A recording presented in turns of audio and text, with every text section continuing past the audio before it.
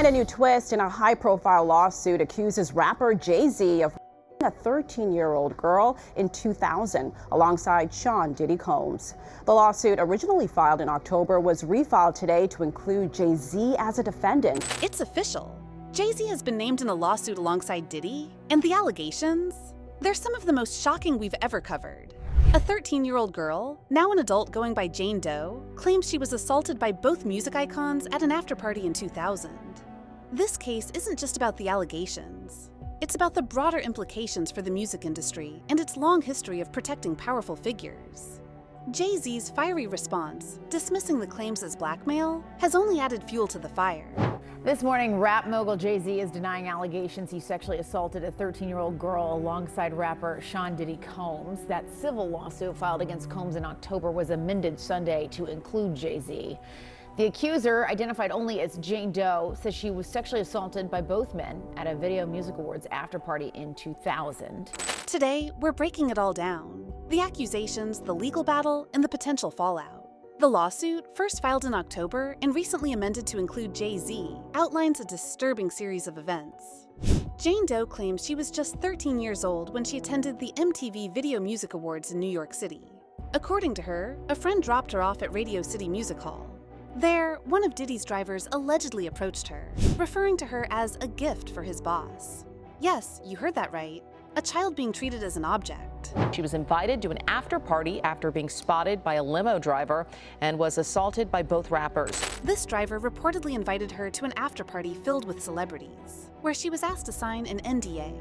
Jane Doe recalls the atmosphere being chaotic, with widespread drug use and erratic behavior among the attendees. Jane Doe alleges that she was offered a drink at the party, which made her feel woozy and disoriented.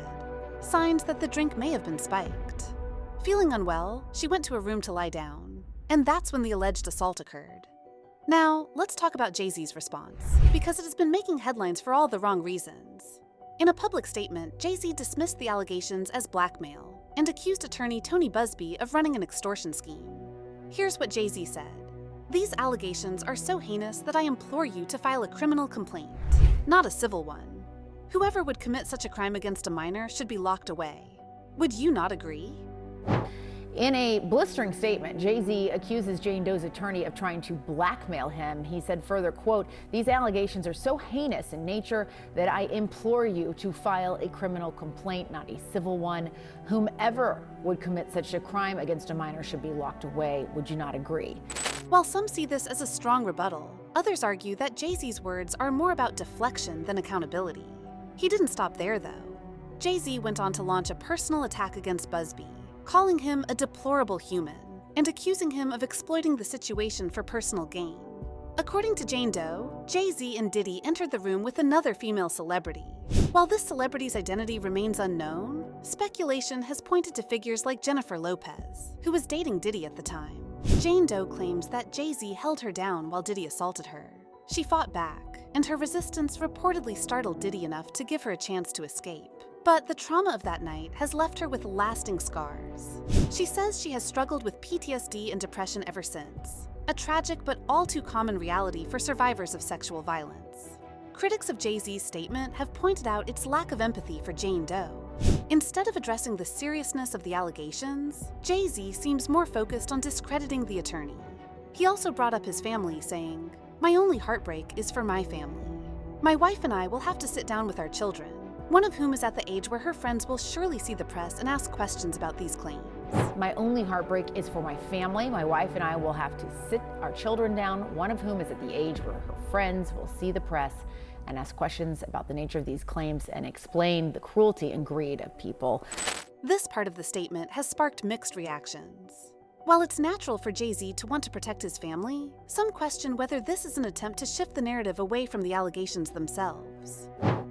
And then there's Tony Busby, the attorney representing Jane Doe.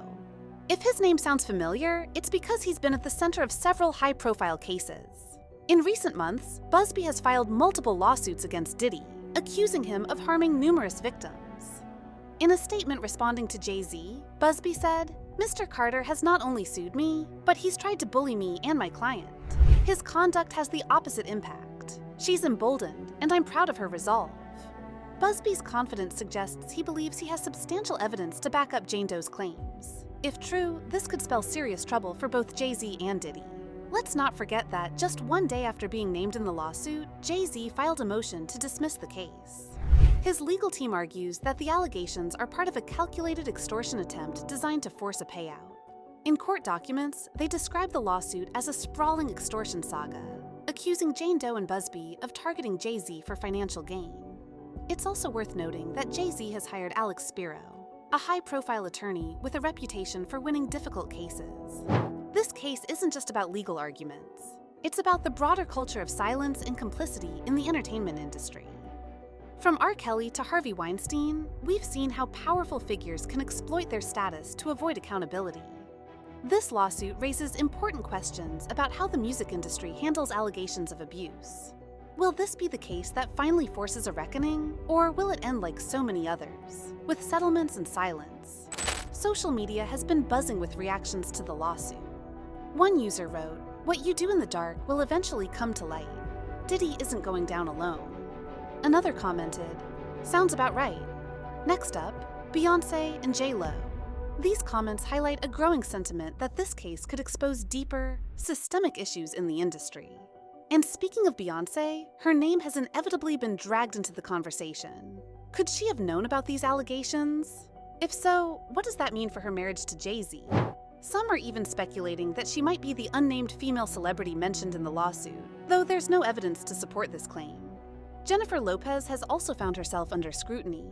A recent photo of her looking visibly stressed at a public event has fueled rumors that she may be feeling the pressure of this case. As the lawsuit moves forward, all eyes will be on the court proceedings. This case has the potential to be a watershed moment for the music industry. Will it lead to greater transparency and accountability? Or will it be another example of how wealth and power can silence the truth? For now, the focus remains on Jane Doe and her fight for justice. Whatever the outcome, this case has already sparked a critical conversation about power, privilege, and responsibility in the entertainment world. What do you think about these allegations? Does Jay-Z's response seem sincere, or is it just an attempt to control the narrative? Let me know your thoughts in the comments below. Thank you for watching. Don't forget to like, subscribe, and hit that notification bell for updates on this developing story. Stay tuned, and I'll see you in the next video.